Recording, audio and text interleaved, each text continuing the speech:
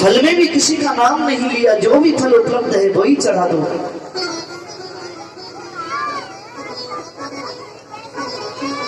प्रभु ने उसकी बगल में से पोटली खींच करके एक मुट्ठी डालते हुए मुख में बोले, अनेलवा विश्वात्मा प्रियंता, विश्व की आत्मा तृप्त हो जाए और विश्व के एक सम्राट छत्र राजा का सुख मैं सुदामा को देता हूँ। दूसरी मुट्ठी डालते हुए कन्हैया मुख में बोले, द्वितीय लोकों सुसंपदा, दोनों लोगों की संपदा मैं सुदामा को देता हूँ। वो तो तीसरी मुट्ठी भी खा रहे थे कि रुक्मिणी ने हाथ पकड़ लिया, कच्चे चावल ही ज्यादा नुकसान करेंगे। सुदामा बोले, तू तो काउकिस बिल्कुल सुने ना, रुक्मिणी ठीक है कह रही है, अरे कच्चे तो नुकसान करेंगे ही। तो लिखा है, गोविंद ने कहा आप कहते हैं तो नहीं खाता, चलिए आप बोलते हैं तो नहीं खाता। सुखदेव कहते ही परीक्षित, इतनी आपदा विपदाओं के बावजूद ये व्यक्ति आया और एक रात से ज्यादा द्वारका में नहीं रुका। तो सवेरे होते ही बोले, लाला भैया अब हम अपने नगर को जाना चाहें। गोविंद ने कहा थोड़ा और नहीं रुक सकते क्या? ना लाला अब देख रास्ता देख लियो, अब फिर कब आ जाएंगे। भगवान बोले थोड़ा और नहीं रुक सकते, अब देख अब वहां पर ब्राह्मणी अकेली है, अब कब आएंगे तो ब्राह्मणी को भी ले आएंगे। हाँ, सुखदेव स्वामी कहते हैं परीक्षित, इतनी आपद विपदाओं के बावजूद ये व्यक्ति आया और एक रात से ज्यादा द्वारका में नहीं रुका। आते समय आंसू पी गया, लेकिन जा रहा है तो रोता ही जा रहा है, हे कृष्ण तुमने बहुत बड़ी कृपा की जो मुझे धन नहीं दिया, वरना मैं लक्ष्मी का दास ही बन जाता। दरिद्रो पापिया तो कृष्ण श्रीनिकेतनः ब्रह्मबंधु हृदि स्माहं बाहुभ्या परिरुन्धितः। दीनता की पराकाष्ठा, और पेड़ के नीचे जैसे सुदामा जी सोए हैं, आंख खुली तो लगता है जैसे दूसरी द्वारका है क्या। सुदामा मंदिर देख डरे, सुदामा मंदिर देख डरे, यहाँ तो हड्डी मेरी टूटी झोपड़िया, अब कंचन महल खड़ी। सुदामा जी बोले, ये नगरी को वापस द्वारका में तुम आए हो? हे भगवान, मुख्य द्वार पर पहुंच गए, बहुत ध्यान से सुनना। अब देखो ये कोई द्वारकाधीश के दरबार थोड़े ही जो पाँव चीली देखते। भैया जी जय श्री कृष्ण। बोलो ठीक है, क्या है भैया जी, ये कौन सी नगरी है? बोले जी ये है सुदामापुरी। सुदामा तो हमें, हमारी पूरी होने का तो मतलब ही नहीं होता। कोई बात नहीं, कभी कभी एक नाम के दो व्यक्ति भी होते हैं, एक सेठ जी एक पंडित जी। वो सुदामा नाम के सेठ जी होंगे, धनी होंगे, वास्तु के हिसाब से जगह अच्छी लगी, अपना महल इधर बना लिया, हमारी झोंपड़ी कहीं अलग डलवा दी होगी, कोई बात नहीं, अपना क्या है। अरे भैया जी जरा सेठ जी को बुलाओ, उनसे पूछना था मेरी झोंपड़ी थी इधर कहाँ गई। बोले माफ करना वो सेठ जी नहीं पंडित जी हैं। पंडित तो मैं, लेकिन ये महल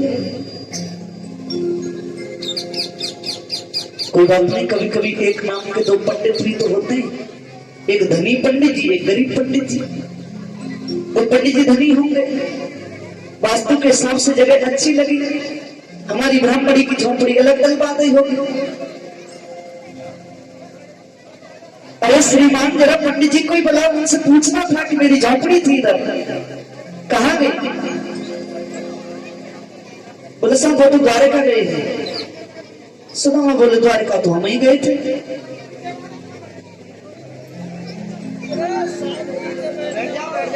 बैठ जाओ।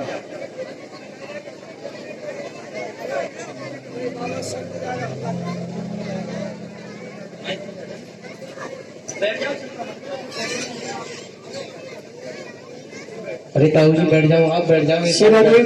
हाँ जी ताऊ जी आप बैठ जाइए, सब बैठ जाएंगे, शांति से ये कथा सुने, आराम से सभी। देखो आपकी व्यवस्था है,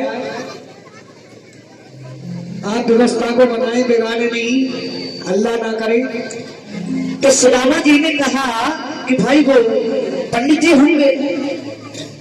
अरे श्रीमान पंडित जी को ही बुलाओ। बोले वो तो द्वारका गए हैं। द्वारका तो हम ही गए थे, लेकिन ये महल,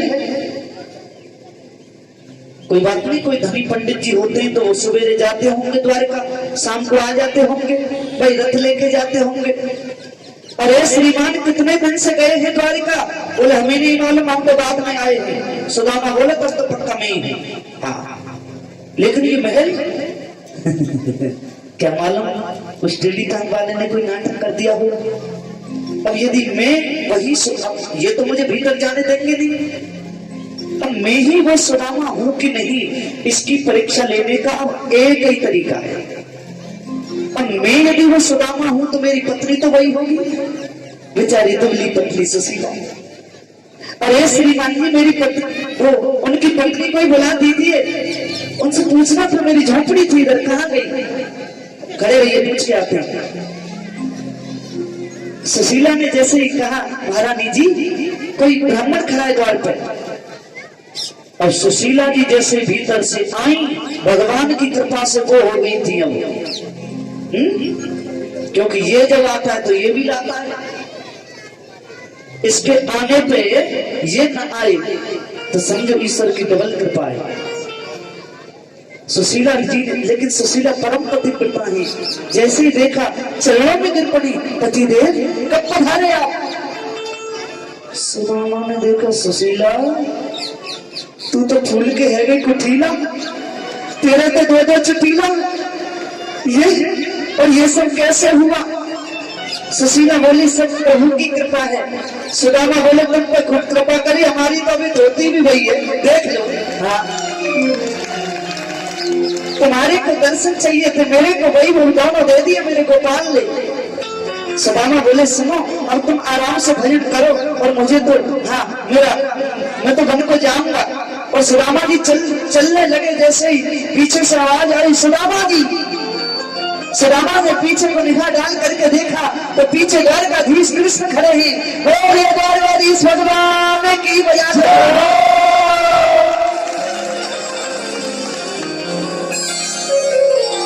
गोपाल ये सब क्यों किया है? कृष्ण ने कहा सुदामा सारी दुनिया की संपत्ति में तुझे प्राप्त कर दूं, तब भी तुझमें कभी दंभ नहीं आ सकता, कभी अभिमान नहीं आ सकता।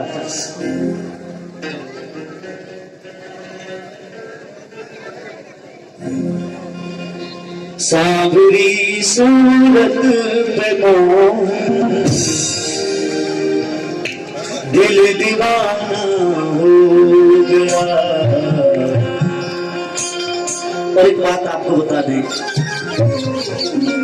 सांवरी सूरत पे मोह दिल दीवाना हो गया।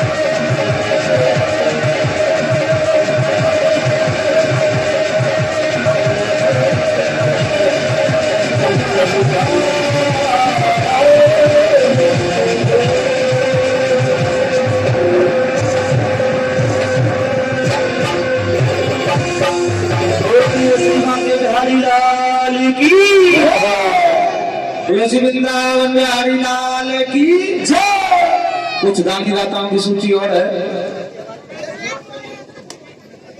या की गोली बना दो भैया, ब्लूटूथ वाले की गोली बढ़ाओ।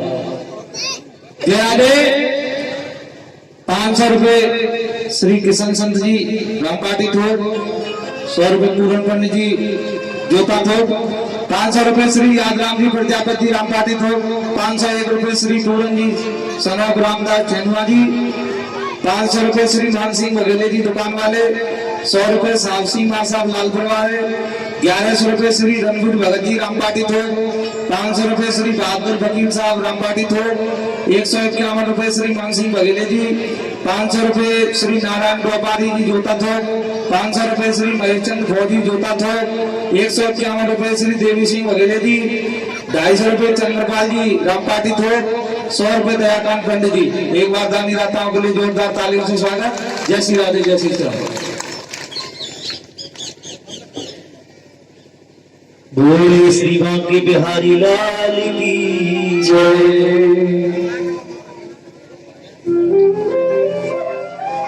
देखो माता पिता को चाहिए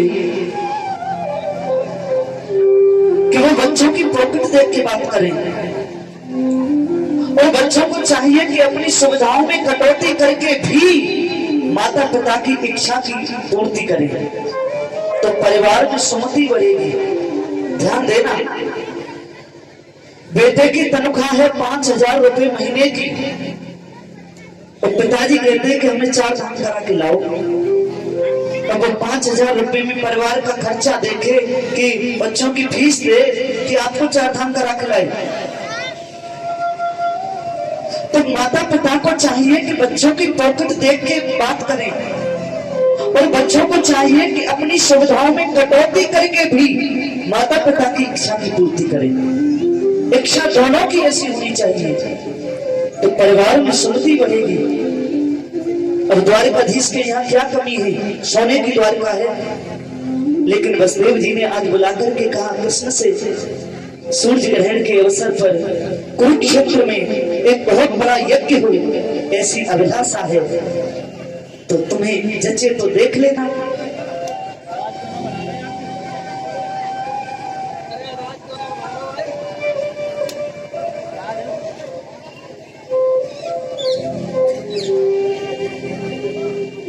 द्वारकाधीश ने कहा कैसी बातें करते हैं आप?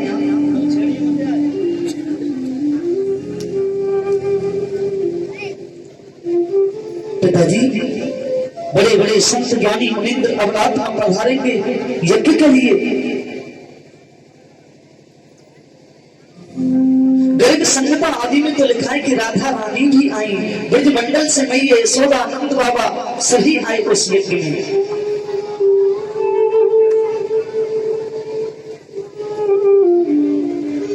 तो रुक्मिणी माता ने कहा कि राधा रानी आई है, उनका दर्शन हमको करना था।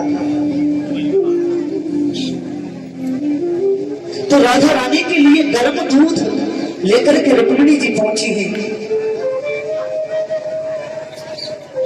पहली डोरी पर देखा ललता विशाखा को, लगा यही राधा है क्या?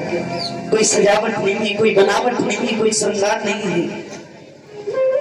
राधा रानी के लिए जब दूध देने लगी, किशोरी जी ने कहा जब से श्री कृष्ण छोड़ करके ब्रज को आए हैं मैंने दूध पीना बंद कर दिया। क्यों पीना और क्या पीना?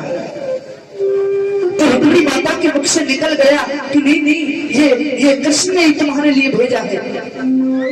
जैसे राधा रानी ने सुना गोविंद ने मेरे लिए दूध भेजा है, एक सांस में पूरा गिलास दूध समाप्त। ये भी नहीं देखा कितना गर्म है कितना ठंडा है, करुणा में कृष्ण पिया। और जैसे ही लौट करके राधा रानी इसके पास से आई गोविंद के पास, तो प्रभु के चरणों में छाले देखे रुक्मिणी माता ने। जब छाले देखे, कहीं धूप में गए थे क्या? कभी कभी ये गृहणियां इनकी डांट भी, हाँ बोलो राधे राधे राधे राधे, उसमें बहुत प्यार छुपा होता है। कहीं नहीं गए धूप में तो फिर ये छाले कैसे पड़ गए? भगवान बोले तुम लोगों ने तो छाले पाड़ दिए। कैसे? बोले तुमने राधा रानी को जो गरम गरम दूध पिलाया। श्री किशोरी जी के हृदय में मेरे चरणों का निवास है, उस गरम दूध से तो मेरे छाले पड़ गए। मैया यशोदा ने सुनी कि मेरा लाला आयो है, सो मैया कनुआ कनुआ करती पूछ रही है, और कनुआ नाम से यहाँ कौन जाने इनको, द्वारिका में तो बहुत लंबा नाम है, ये तो कुल कमल दिवाकर और एक विद्याविनाथ श्री कृष्ण चंद्र जी महाराज, 2 लाइन में आता है नाम पूरा।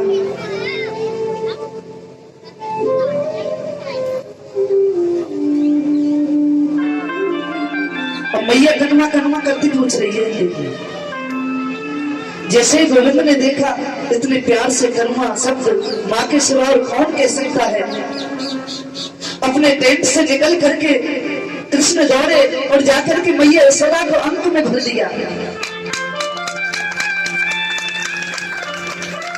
तो बेटा कभी भी मिले मैया के लिए तो आपने देखा होगा, मैया बोली बड़ो दुबड़ो है गयो है। एक लाइन में खड़े हैं, नाम थी पिताजी और बाबा। कृष्ण के पोता की उम्र है 75 वर्ष की, कृष्ण के बेटा की उम्र है 50 वर्ष की, और बाबा श्री कृष्ण है 15 वर्ष की। भगवान को दाढ़ी नहीं आती, मूंछ नहीं आती, और यज्ञ उनका संपूर्ण हुआ। बोलिए श्री बांके बिहारी लाल की जय।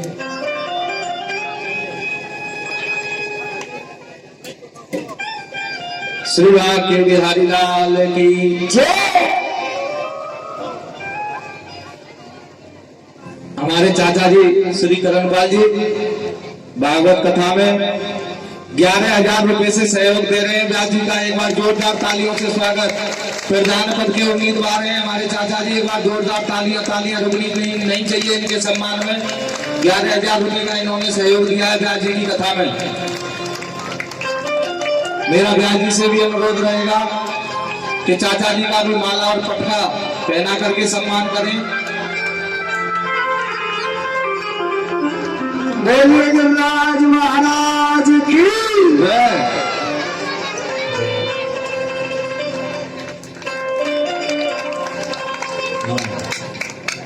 तालियां रुकनी नहीं चाहिए।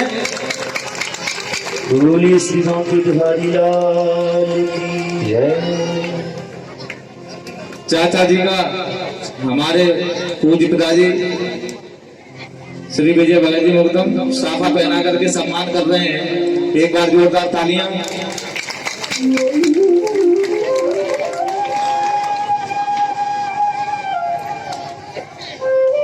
जय राधे।